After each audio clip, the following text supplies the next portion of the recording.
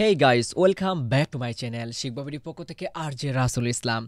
আজকে মূলত আমি আপনাদেরকে দেখাবো কিভাবে মূলত আপনারা আপনাদের ফেসবুক আইডি অথবা পেজের রিঅ্যাকশন হাইড করতে পারেন অথবা শো করতে পারেন।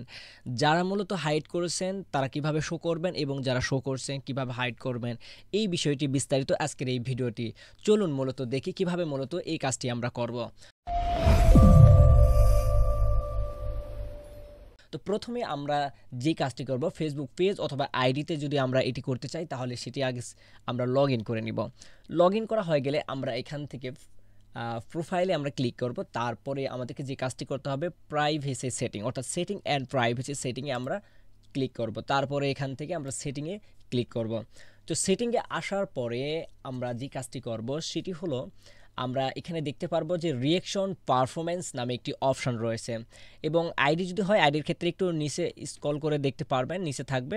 যাই হোক, আপনারা মূলত রিঅ্যাকশন অ্যান্ড পারফরমেন্স যে অপশানটি রয়েছে এই অপশানটিতে আপনারা ক্লিক করবেন। তো এখানে আমি ক্লিক করতেছি, করার পর এখানে দুইটি অপশান পেয়েছি, একটি হাইট নাম্বার অফ রিঅ্যাকশন এবং পোস্ট অ্যান্ড রিলস। এই দুটি মূলত এখানে রয়েছে। আপনি চাইলে যে কোনো একটি করতে পারেন, আবার চাইলে আপনি দুটিও করতে পারেন।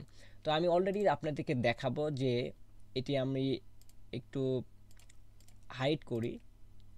দুটি যদি আমি একটি অ্যানেবল করে দেই, তারপরে আমি যদি আমাদের আইডিতে যাই অর্থাৎ পেজে, আমি অলরেডি পেজের রিঅ্যাকশনগুলো হাইড করতে চাচ্ছি। তো এখন যে কাজটি করব, এটা আমার পার্সোনাল ভিউ। এমন যদি এখানে যদি আমরা ক্লিক করি, অর্থাৎ পাবলিক ভিউ যেটা যেটা যারা আমার আইডিটি দেখতে পারবে কীরকমভাবে, সেটিতে যদি ক্লিক করি দেখতে পাচ্ছেন অলরেডি কিন্তু এখানে আর কোনো রিঅ্যাকশান শো হচ্ছে না।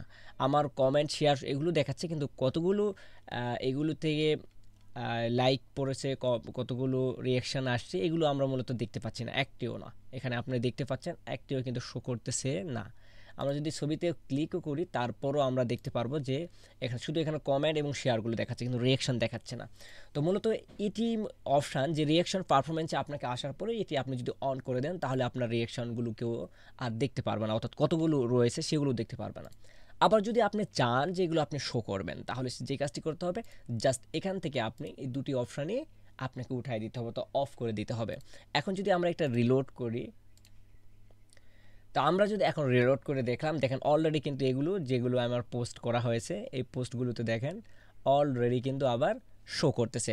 তো মূলত যারা রিঅ্যাকশান হাইট রাখতে চাচ্ছেন তারা মূলত এইভাবে রিঅ্যাকশান হাইট করতে পারেন। আবার কারো রিঅ্যাকশান হাইট হয়ে গেছে কিন্তু কিভাবে এনেবল করবেন, তার জন্য যে কাজটি করতে হবে, যেভাবে আমি আপনাদেরকে দেখালাম ঠিক একইভাবে আপনারা আপনাদের আইডি অথবা পেজে যদি এইভাবে অন অফ করে দেন অপশানটি, তাহলে অর্থাৎ এখান থেকে height number of reaction on এবং অফ করে দেন, তাহলে আপনারা কাঙ্ক্ষিত আপনারা যেভাবে চান সেভাবে আপনাদের প্রোফাইল অথবা পেজের রিঅ্যাকশনগুলো দেখাতে পারেন।